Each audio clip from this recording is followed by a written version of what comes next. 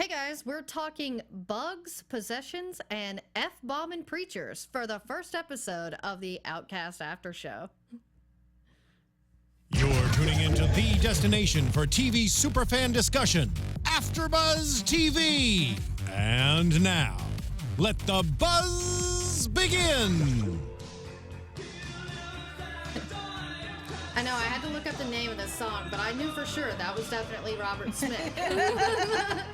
I'm your host, Lacretia Lyon, and you can always find me anywhere at LACRETIALYON, since there is only one.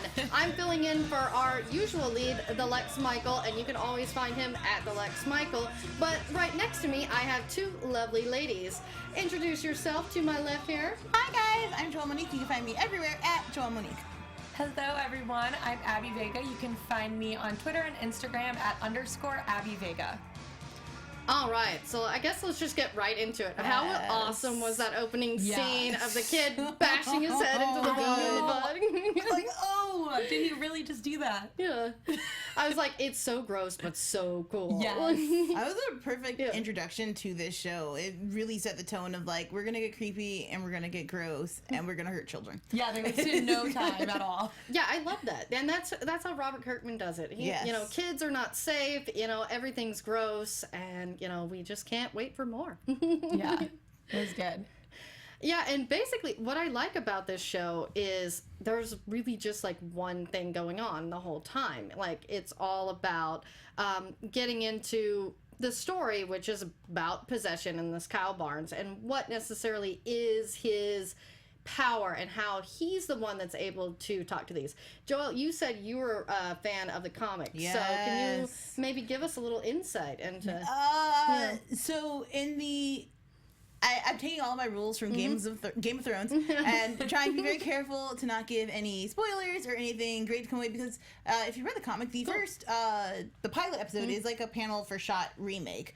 It's the same conversation, same character developments, but knowing Robert Kirkman, that's not going to stay that way. But since the pilot, I don't want to too much about it, but only to say that if you liked the show so far, you would enjoy the comic book. It's a lot of fun.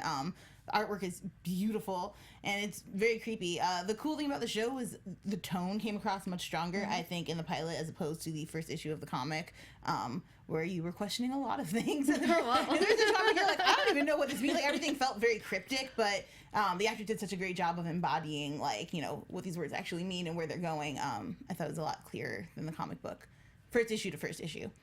And what do you think about Patrick Fugit playing the main character, Kyle Barnes? Like, is he a good fit from the comics? So now, when they first announced it, I wasn't really sure. I didn't have anything as Kyle, obviously, but I was like, you know, I'm not sure if this is gonna work. But I thought he did a really good job. I'm hoping that as we move forward, that he gains some more energy. But that's the character. He's kind of just shuffle feet and sad and all of that. That's who he always plays. But we like it. Like, He does it well. Yeah. But cool, yeah, because that was what I was curious about, and I mean, we don't have anyone in the chat yet, but or actually we do. Yeah, there are said. Well, that was the first page of the comic, so according to Nonan. Every article cool. I read too, it said that it's pretty much exactly how the comic was. Yeah. So. Which I'm liking. Now this makes me want to read it, because Me this too. first episode, I was like, this is good. Like, I'm a big horror buff. I don't know about you guys. So, like, when you say Robert Kirkman and this is more of a horror story. And the occult. Yeah. What Yes. was interesting is this normally isn't actually the type of show that I'm attracted to. So I was kind of wondering how I was going to like it, and I really enjoyed it. So I'm really excited to see how it goes.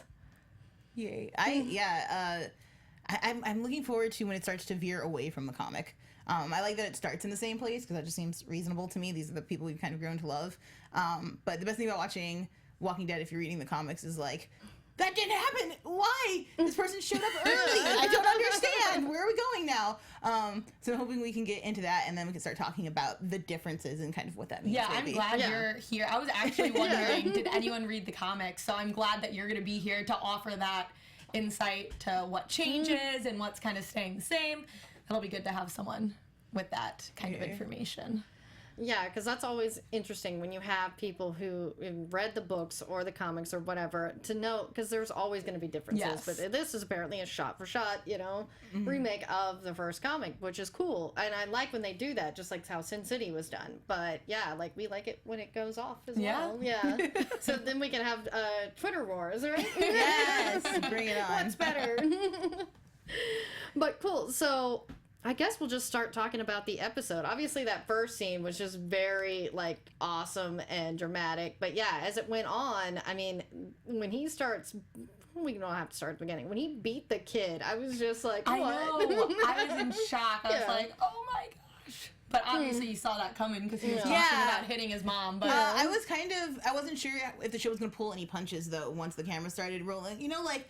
Violence Against Kids, it's on like a premium cable channel, so I knew they were going to go into it, but I was kind of really thrilled that they were like full punches, bloody, like punching this child in the face. No holds barred. I was like, this is what I came for. Yeah, and when they showed the kid's face when he was in the ambulance at the end, you saw how bruised up he was, and that was intense.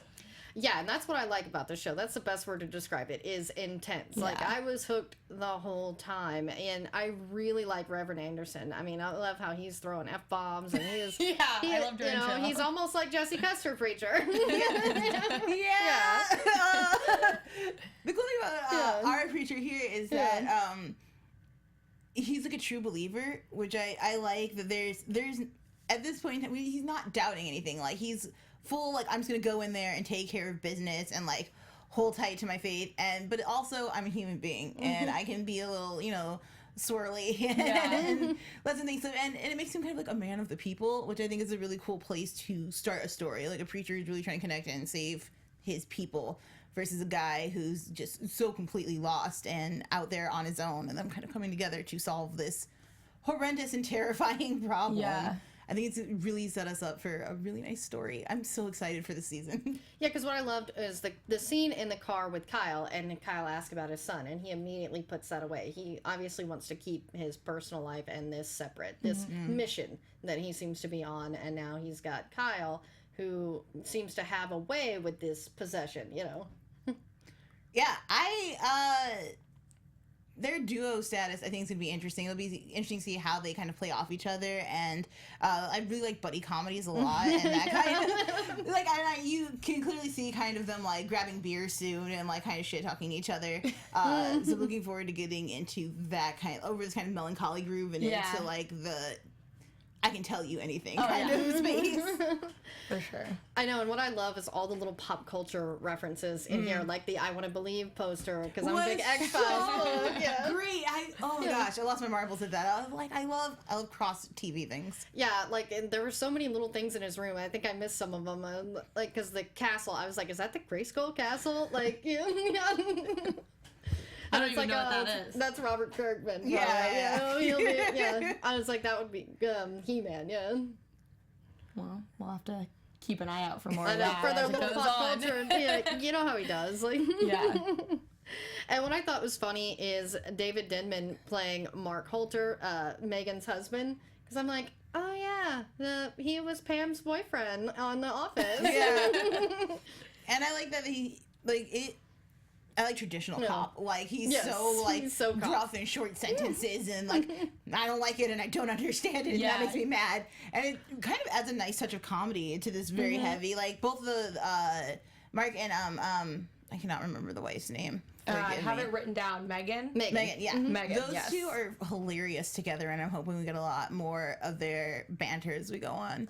Yeah, because I like her relationship with Kyle as well. Yeah, you can I really like it's it. Very good sibling. Yeah, I like Do that. you want solid poops? I remember so funny. I was like, do you know what solid poop looks like? I was my gosh. I like when shows like this add some humorous little elements, It's nothing crazy, but something to lighten it up. Totally. I think that sibling relationship for sure. Really, like, instantly you're like, okay, I get it. I know these two people. Yeah, because I talk about poop with my brother all the time. That's why I was like, oh yeah, that's what siblings do. I have 4 brothers, and I hear way too much of it, probably.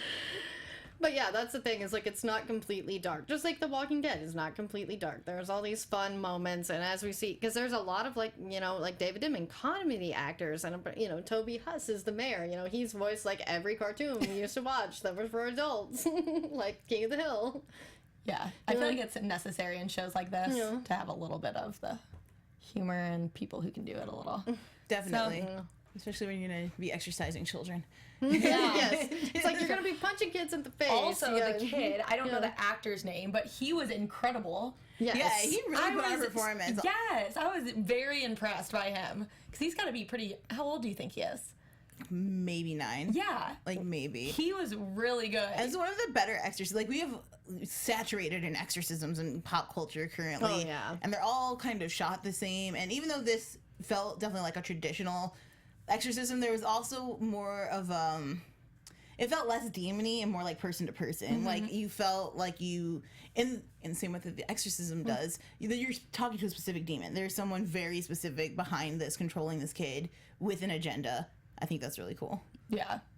And the C.J. Hoff is the name of the child actor. Well done. Okay, Yeah. Yeah. Well He done, was kudos. incredible. And he was so cute.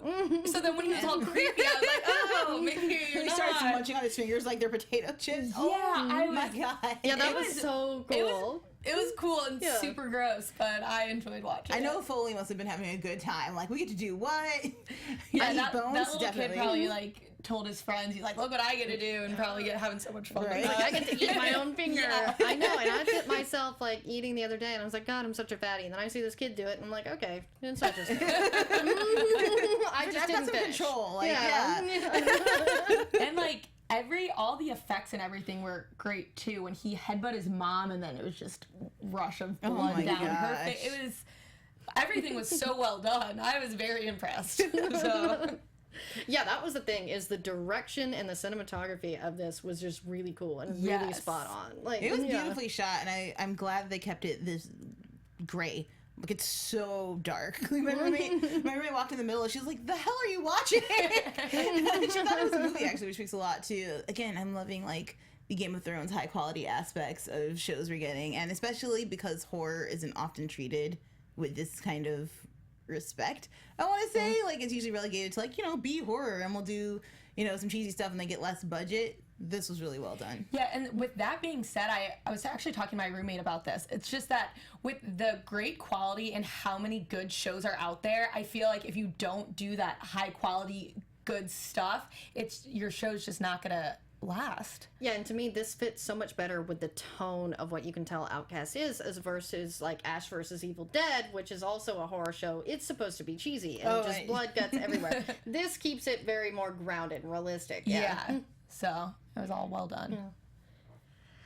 Well, cool. So yeah, definitely want to talk about Reverend Anderson and how like he is really kind of a badass. Like, Yeah. you know? He is. Gambling Yeah. in the church. Oh, yeah. I was like, sir, I think some people, like the old ladies in the grocery store, would probably frown upon Oh, your yeah. poker game in the back. Probably. What shop in are you the grocery doing? store. And I love how he wanted the Satan lives to be left up, you know, the graffiti. Yeah. He's like, nah, I'll leave it there. Yeah, he's just like, yeah. whatever. Yes. We're gonna fight these kids. We have a real battle to fight out here. Yeah, I know. It's like, this is the least of my worries right now. So. And I'm super excited too to see all the flashbacks. Yeah, That was 'cause a big that part was- of this episode. Yeah, I love the one because we're wondering what happened with Allison and his wife, why he's not allowed to see his daughter, and I like that was just at the very end because yeah, we're curious and it's kind of keeping us, you know, because we're like, where are they going with this? What happened? But yeah, to kind of throw little bits and pieces at us is, you know, to me keeps it more interesting. Yeah, I love when shows do that kind of. I feel like that's gonna be. Did they do that in the comics? Yeah, the yeah. flashback And stuff. it was definitely just story structure wise. It was really awesome to see this guy kind of struggling, and you're like, yeah, but you sort of deserve this. And then at the end of the last page, you're like, oh no, you didn't deserve any of this. Like, you're so selfless and really just trying to help people. And oh my god. And I think it's a really nice way to not feel bad for him the whole time. I like that you have to kind of build up and do I even trust this guy? Like, what's his deal to probably one of the like just a great hero. Just like, I'm not gonna put this on anyone. Clearly there's something I'm doing to bring bad people around. I'm gonna excuse myself and really be outcast by society as a whole for God knows how long. Nobody comes back from like, oh yeah, I beat my daughter bloody. Yeah. No one comes back from that. I know, because it was that I really liked how I gradually learned what happened. Because at the beginning, when you see him just kind of alone and he's not very pleasant when Megan comes over, and then, like you said, you slowly learn and start to feel bad for him. But at the beginning, I didn't, because I was like, what's this guy's deal? You know, he just seems like a very angry, like, recluse, kind of. He seems so emo, and then you're like, oh no, he's just sad and hot sad. So I like sad guys, I will say. So I'm like, oh, sad guys, totally. I feel that. Brooding. Artsy. Yeah. I'm not dealing with my feelings. Yeah. What did you guys think of the first flashback with his mother in the kitchen? Yeah, I like that. I knew there had to be, because mommy issues is how all these start. You know? Like, Totally. Yeah, that was, I mean, it was interesting. For a second, this was me just being naive, I guess. When she like leaned down, I thought she was just gonna give him a kiss on the cheek, and it's like, no, and grabbed him by his hair, and I mean, I'm gonna learn that I can't be shocked when things like that happen in this show, because it clearly is a theme, but it was interesting. It was crazy. yeah, to me, I was like, is she real, is what I thought in that scene. Because I'm like, or is he just seeing this? Because we're still not sure about his level Her of... walk and the paleness of her skin. And then even, like, it wasn't shot in black and white, but had, like, a very grayscale kind of feel to it. It gave me a Sixth Sense feel. Or even, oh, my goodness. Is it the whole, whatever the girl crawls out of the TV? It gave me that kind of sense. And I was like, you're like a ghost kind of ghouly Samara feel. from The Ring. Yeah, that's I totally had a Ring She did have vibe. that. Yeah. And it was interesting to me, too, the way the sister kind of, like, I'm sorry, yeah, clearly she was sick, but did she really not think that there's something else besides that woman just being sick? Well, most people, I guess, if you're not a believer, they kind of have to have a few skeptics, because him and the, I guess, the Reverend I know they need it, but to me, I was like, what? She's dragging him by his hair. So she just thought, bitches be crazy. yeah. Because I did like her attitude of everything. It really was much that matter of fact, you know? Yeah, she was. Yeah. She makes me not afraid when she's around. I'm like, things are going to be normal for a few minutes. I know. It's safe around her for now. I know. With shows like this, I get I put on edge a lot. When there are certain characters together, or when it's complete silence, that always kind of throws me off too. I'm like, what's gonna happen? And at the end, when the Reverend dropped him off, I was sure something was gonna happen to one of them too, but it just ended, and I was happy, but I was nervous. Also, Yeah, you know maybe- that there's going to be something worse next week now. Yeah. Like, oh, God, no. I know. I left off too calm at the end. So. Yeah, it's Robert Kirkman, so we all know a bunch of people are gonna die that we care about. So Don't get comfortable. Yeah. Don't rely on anybody. Those are the worst kind of Yeah. the best but the worst We're- kind of you're shows. like, I'm so angry, but I'm still gonna watch next Yeah. week. Like trying desperately not to form attachments. It's always the people that you want to die in shows that never die, and then they kill off your favorite. Yeah, like Carl on The Walking Dead. I Yeah. never Is watched he, The Walking though? Dead, you guys. Questions. Sorry, that's fan theories for an entirely different show. Yeah, no, I was just like, that guy. Well, so Adam Anderson wants to know who called the police on Kyle whenever he punched the kid in the face. And I'm like, did we? Because to me, It doesn't establish in the show, Yeah. and to my recollection, not in the comic either. I always got the sense that the cop husband was like, felt the need to go find him like after he left. Like, we don't know where this guy is and he's out there. Or that a neighbor heard the ruckus because that was not quiet fight at all. And maybe they called and showed up. But See, I was also thinking that just from the fact alone that they were all somewhat injured, that it was even possible that everybody they was. just called Yeah. because they needed help. we need to call an ambulance for the boy. Yeah, It's like, you know what I beat mean? him Because they up. were all Sure. pretty bloody and The ambulance gets there, they have to call the cops because the child is exactly. So that's what Yeah. I took from it. I thought that because that kid was pretty beat up. Yeah. So Yeah, that was me. I figured they called 911 to help the kid, and then seeing the kid, they're was like, what yeah, happened they have here? to call the cops And because then that's since he had process. a history of it, Yeah. So Good They're like, it questions, was Adam. this guy. Yeah, that's why I was like, I was curious about that too. What happened there? yeah, the Mark really doesn't like Kyle, does No. he? He does not at No, all. I really appreciate it if you just stayed the F away No. from his kid. Which, okay, I get, but yeah. I also feel like your wife wouldn't put your daughter in danger. Yeah, that's Yeah. how, it's kind of insulting to the Yeah. wife to make it seem like, how could you let him around our kid? Because obviously she doesn't want anything to happen to her daughter either. Right. So it's kind of a weird thing. I'm excited to see how Mark and Kyle's relationship goes throughout the series. Yeah. What did you guys think about Norval, who is the neighbor? I really liked that. That was a nice little fatherly relationship to yes. give Kyle. Someone actually there for him, like, other than his sister. I mean, we actually see that he's really not alone. And I feel like Norval, I like that he feels guilty about not helping him sooner. Yeah. Yeah, I love that, how he's just like, Yeah. anytime you see a light on, come on over. Yeah. And I thought that was really sweet to see a good relationship for him. I also liked his whole bit on love. And that whole, like, I was like, my heart is so, why? It's so beautiful. And just, you know, we were together longer than we were apart. Just, oh my gosh. All the feelings. I was like, All go the back to feels. the horror. I need more blood. My heart is breaking. Yeah, it's like, this is sweet, but let's kill some people. Oh my gosh. This is how I get through the difficult times. Yeah. Just stab, and then I feel better. You guys are the opposite of me. I'm like, I can't watch. I don't know why I'm interested in this show, but I'm making a prediction early on that I think Norval's going to play a bigger part in the show than he has been playing in the comic book so far. So we'll see. So he's a smaller in the comic book. Average, not around that much. So I don't know. It felt like, again, the panel for shot remake, like, but the camera angles and kind of the depths of the conference, like, if nothing else, I think the writers will be like, these guys have really good chemistry. We can do more with them potentially. Yeah. So I think that might happen. Early predictions. And Willie C. Carpenter is slated for at least 3 episodes, too. So that you may be right on that, because I was checking that. And I'm also another person that the lady he called was his. Are they ex-wife? Is it ex-wife? I remember that scene where he called. Divorce, yeah. So is it ex-wife? Okay, yeah, and that's his daughter on the swing outside. Yeah, that's what I figured. Yeah. I'm excited to see how that all turns out. Yeah, I'm curious to see what all happened. Because, just like beating up his wife because she was possessed, like, I get that's pretty horrible, but it had to be more than that to me for them to be just like, no, stay away. Exactly. And didn't you love it's sponsored by Verizon? Because it's a Verizon phone he trashes.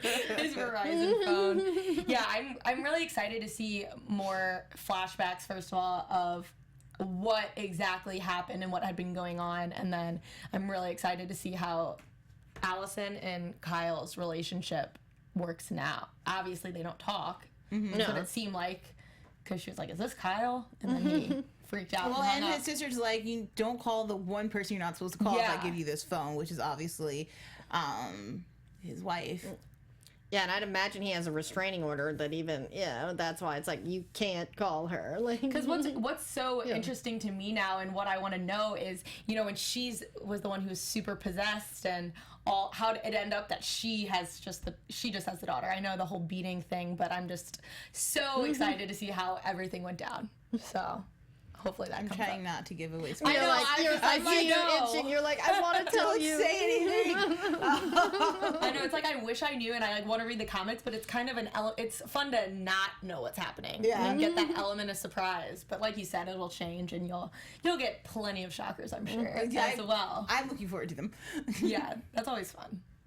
And didn't you love that the handyman was Abraham Benrubi from ER? I was like, Hey, what's up? And he teaches a lot of acting classes here. Really? In LA. Yeah. Good to know. Sign up, kids. Yeah. Learn the things. I'm trying to think of what else was in this episode. I know. I was felt like, it's very succinct. Yeah. It very was. It was establishing kind of what's happening and filling us all in, but there weren't as many, which I kind of like in a show. Sometimes shows have so many different subplots and things going on with different characters and relationships that it's hard to keep track. Well, let's break down that exorcism. Yeah. Because a lot happened in that scene as far as, so obviously he's beating up and bloodying the kid up, but somewhere in there, we know that light affects the kid. Or anyone who's possessed, because he makes reference to his mother and her not liking the light. We know that his blood has some kind of special property or some mystic voodoo thingy. Yeah. Yes. And if it is consumed by the person who is possessed, they are weakened by it. Yes, Yeah. yes, that is their weekend by it. And then we know that kind of what the preacher's doing didn't appear to be doing a lot of good. Like this poor guy is like, I've got the answers. I'm trying. Okay. Yeah. You know, he just watched The Exorcist a bunch of times. He's like, all right, holy water, a cross, like, you know, I got this. I have to do something no one else believes these people are possessed. So it appears that most of the responsibility or action that brought about change was from Kyle. So as someone who isn't religious, I think it'll be interesting to figure out like what is giving him these properties. And I mean, obviously that's the whole gist of the show, but I'm wondering if it's like, is he like touched by an angel? Is he some kind of other spirit? Is God working through him in some way? Is it something completely different? Government experiments, like it's so open at this point. That's so true. There's so much. And then did I heard him say that when he hits the possessed person, didn't he say it seems to hurt them more than it should? So that's another thing. Is that right? And I think that, right? he was like, hitting them, it seems to work or something like that. It was just very like, this is what I can do. And I guess punching them in the nose is the best spot, I guess, because that's why I was like, I think that there is a key with the blood because that seems to be that's why he's punching him in the nose. Yeah. That's the quickest way to get someone to bleed. So I think that that's somehow connected, but it's just my idea from what I saw is the blood seems to have more effect than anything else. Yeah, and this could be just me not knowing about exorcisms and this kind of stuff. But what was like that he was like, do you know what I'm talking about? Sorry, focusy thing like pouring out of the kid's mouth. Bad juju would be my guess at this point. Yeah, because Kyle said to Reverend, he's like, has he ever tried to do that to you before? And he said no. And it only happened with Kyle as he would try to, and you saw that with his mom too. I don't know. The breath seems to come out. Yeah. So is that, I'm just gonna call it the breath. Sucking the soul out of him. That's what I thought. I thought that's the order. what I first thought. I was like, is he taking his soul? That's what I thought. And it seems like a demon checklist thing kind of need to do, like, take his soul, bury the body. I don't know. Yeah, maybe he's a sin eater, like in The Order, which is a movie with Heath Ledger. That was the thing, is like he's pulled it out, like, it's a sin eater. I've never heard of that before. Watch it. It's a pretty good movie. The Order is classic. Like, it's cult classic. It's ridiculous, but also funny and amazing costuming. Heath Ledger. Probably like that. Yeah, and Adam Erks' tears apparently have some sort of, connection as well. And I was like, I did notice a couple of the shots they did, the close-up of his eyes and the tears. So I guess that makes sense. And I think there's one other scene we have to talk about, which is when he visits his mother in the hospital. What were you guys thinking there? See, I'm glad they showed that because I didn't know what happened to his mom. I don't know why I assumed that maybe she was like dead. I don't know. Yeah, I assumed she was in a mental institution. See, I just had no idea at all what happened to her. So I was glad they showed that. So is she just completely in a coma? I think she's catatonic. I'm guessing, and that's what I was glad with the little boy is he was fine. And Nonan asked in the chat what happened to the other possessed people. Obviously, we see the kid wasn't the first. His mother probably wasn't. And there's probably all these people in between. You see his mother is catatonic. And you see, you see Allison too, and she's fine. She's fine. Yeah. So it's interesting to maybe what extent each person was, because clearly there's different. I mean, and then is this one demon? Is it multiple? Yeah. Is it someone with a book raising spirits, like a Headless Horseman style kind of thing? Like, just who can we trust? And at this point, the answer is no one. There's I can't trust the priest, even though he's wicked cool, and I get nervous about the priest. I get every nervous. Time. Yeah, I just feel like something bad's gonna happen about him. Like, I don't know if he's gonna be bad or if something bad's gonna happen to him, but I don't think cool. he's. Yeah, I don't know. I was a little skeptical of the priest already. Yeah, I was like, I don't know. You're too cool for school, sir. Yeah. You're fine leaving devils on churches. Yeah. Questions gambling, cussing. Yeah. I was like, he's dropping those F-bombs. I'm like, all right. You love the F-bombs. I was like, that was funny. Because I just wasn't expecting that, especially because he's yelling it at a child. I mean, granted, the child is possessed by a demon, but I'm also wondering, I don't know if this is like a spoiler, but do we find out how long Kyle was kind of secluding himself? Yes. We do. Yeah. Okay. We pretty much get Kyle's whole story from leaving his wife to coming here eventually. Cool. Because I was gonna say there's still so much with him and his past that we have to learn. Even like some things that probably aren't even super important, but I just want to know now because I'm so interested in how long he's been off by himself, like when this all happened. So I'm excited. Yeah, me too. Because there's just so much that we're, I guess, we have anything else to discuss in the episode? Should we? I feel like we covered every scene. We have the scene with the neighbor, the grocery store scene, the grocery store, the exorcism, the first meeting of the boy. That poor mother. What do you even do? Yeah. Like, got one kid who's like, "I'm going to a rock concert, Mom. You can't stop me." Another one's eating their fingers. Like, it's hard to be a mom. I know. A lot of stress. That was a stressful night for her. Yeah, and she thought it was the daughter when they go to the concert. Right? The little baby. It's like, oh, lady, you've got bigger problems in the next room because your son is eating himself. Pretty much so.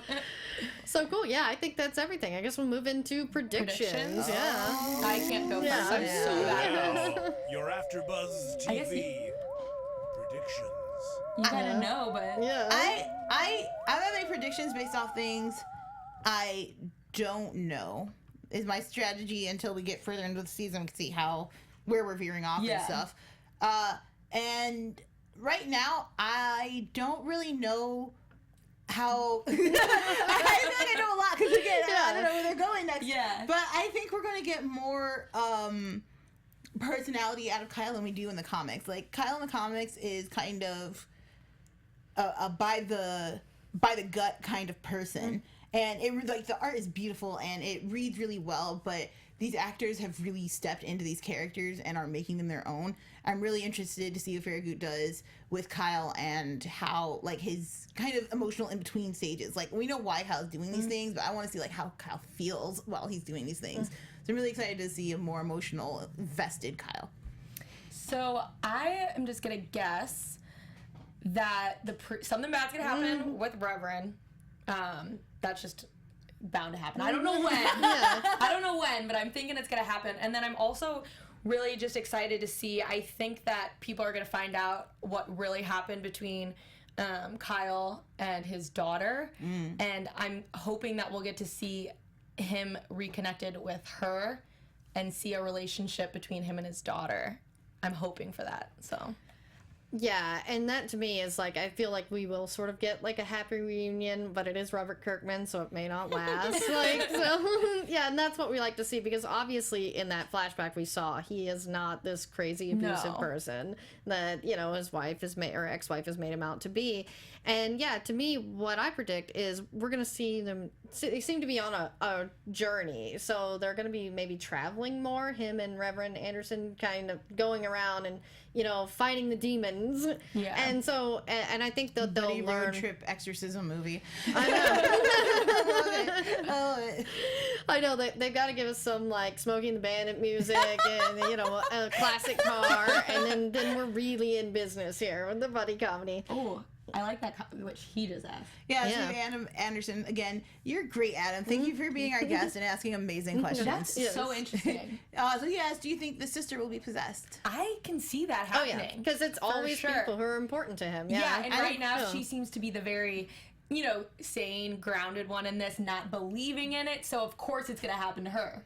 Well, and if we just look at the pattern, it's specifically women that he is closest to at the time. So, for his mother, she was catatonic. He finds the love of his life. Starts for his daughter. Love of his life gets possessed. Now he's back in town, and it would kind of make sense as to why he's keeping his sister far away. Like, don't come in here. I can see that coming. Yeah, because I think that's intentionally why he stays away from her, like you said. Or, like, definitely maybe even Norval. It'll be people who are important to him since they're obviously after him. They say he was the outcast. Yeah, and right now the people who are close to him are the people we like. So, of course, bad things are going to happen to them. Exactly. It's going to be interesting. So, yes? Yes? We're going to say yes. Yes, I think so. Definitely. I think she's going to be possessed. Yes. I'm thinking. So, all right. Is that it? Yeah. I think that was it. I know. It was like, it's such a nice, succinct show that, we can't just gabble on all day, like, I you know, because know. then forget stuff. When you guys are on iTunes or in the YouTube chat or in the YouTube feed, like, tell us your predictions and your thoughts. Yeah, Share your tell us. feelings. What did you think of the? Are you reading the comics? Like, what do you think of the pilot as compared to the comic? Like, I want to hear all of your thoughts. Okay, cool. And yeah, if you want to continue the conversation with us, Abby, where can they find you? You guys can find me on Twitter and Instagram at _Abby Vega. You can find me at Twitter at Joelle Monique, Instagram _Joelle Monique, and every week at blackgirlnerds.com. All right, guys, and I'm your host, Lacretia Lyon, and of course you can always find me at LACRETIALYON, since there is only one. That's anywhere on social media. And don't forget to like us on iTunes or YouTube. Even AfterBuzz on Facebook. We're literally everywhere. Yes. Thanks for watching, guys. From executive producers Maria Menounos, Kevin Undergaro, Phil Svitek, and the entire AfterBuzz TV staff, we would like to thank you for listening to the AfterBuzz TV network. To watch or listen to other after shows and post comments or questions, be sure to visit AfterBuzzTV.com. I'm Sir Richard Wentworth, and this has been a presentation of AfterBuzz TV. Buzz you later. The views expressed herein are those of the hosts only and do not necessarily reflect the views of AfterBuzz TV or its owners or principals.